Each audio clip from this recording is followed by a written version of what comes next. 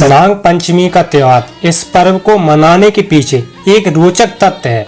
श्रावण के महीने में बरसात होने के कारण अक्सर सर्प अपने बिलों से बाहर निकल आते हैं और दूसरा अस्थायी बसेरा ढूंढते हैं। यह मान्यता है कि भगवान कृष्ण ने इसी दिन गोकुल वासियों को कालिया नामक नाग के आतंक से बचाया था। कथा के अनुसार एक दिन बाल कृष्ण अपने मित्रों के साथ यमुना तट पर खेल रहे थे, तभी उनकी गेंद नदी में जा गिरी। गेंद बाहर निकालने के प्रयास में कृष्ण नदी में जा कूदे। उसी समय कालिया ने उन पर आक्रमण कर दिया, लेकिन इस बात से अनजान था कि कृष्ण साधारण बालक नहीं है। कालिया ने उनसे क्षमा याचना की। कृष्ण ने कालिया से पहले यह कसम ली कि वह कभी भी गांव वालों को परेशान नहीं करेगा।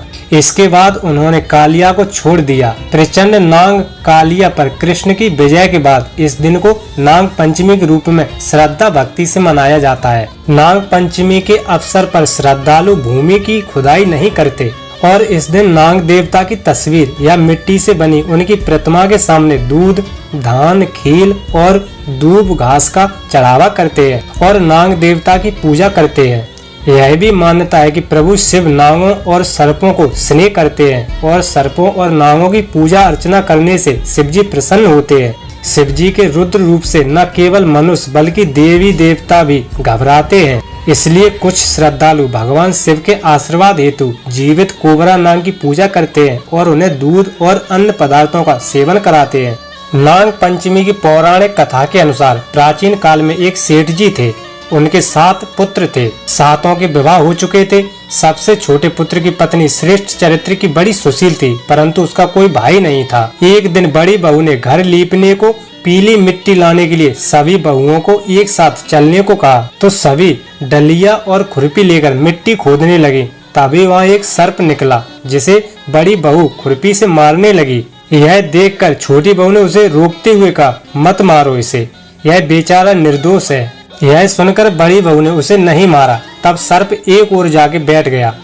तभी छोटी बहू ने उससे कहा, हम अभी लौटकर आती हैं, तुम यहाँ से जाना मत।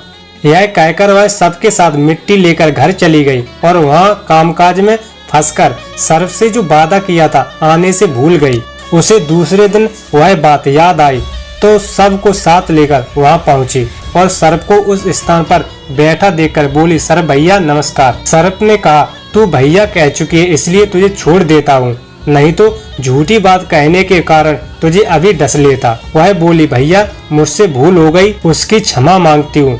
तब सर्प बोला, अच्छा तू आज से मेरी बहन हुई और मैं तेरा भाई हुआ, तुझे जो मांगना हो मांग ले।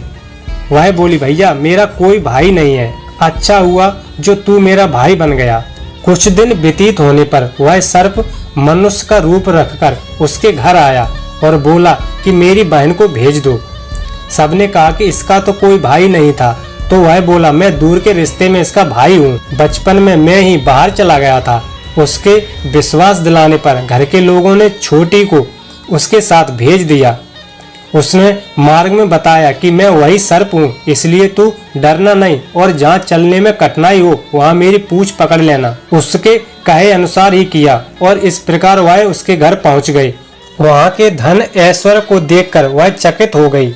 एक दिन सर्प की माता ने उससे कहा, मैं एक काम से बाहर जा रही हूँ, तू अपने भाई को ठंडा दूध पिला देना। उसे यह बात ध्यान न रही और उसने गर्म दूध पिला दिया, जिसमें उसका मुख बुरी तरह से जल गया। यह देखकर सर्प की माता बहुत क्रोधित हुई, परंतु सर्प के समझाने पर चुप हो गई। तब सर्प और उसके पिता ने उसे बहुत सा सोना, चांदी, जवाहरात, वस्त्र, आभूषण आदि देकर उसके घर पहुंचा दिया। इतना ढेर सारा धन देखकर बड़ी बहू ने ईर्ष्या से कहा, भाई तो बड़ा धनवान है, तुझे तो उससे और भी धन लाना चाहिए। सर्प ने यह वचन सुना तो सब वस्तुएं सोने की लाकर दे दी। यह देखकर बड़ी बहू ने कहा, इनके पास झाड़ने की झाड़ू भी सोने की होनी चाहिए। तब सर्प ने झाड़ू भी सोने की लाकर रख दी। सर्प ने छोटी बहू को हीरा मणियों का एक अद्भुत हार दिया था।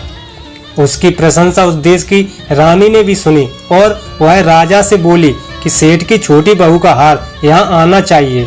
राजा ने मंत्री को हुक्म दिया कि उससे वह हार लेकर शीघ्र उपस्थित हो। मंत्री ने सेठ जी से जाकर कहा कि महारानी जी छोटी बहू का हार पहनेगी, वह उसे लेकर मुझे दे दो। सेठ जी ने डर के कारण छोटी बहू से हार मांगकर दे दिया।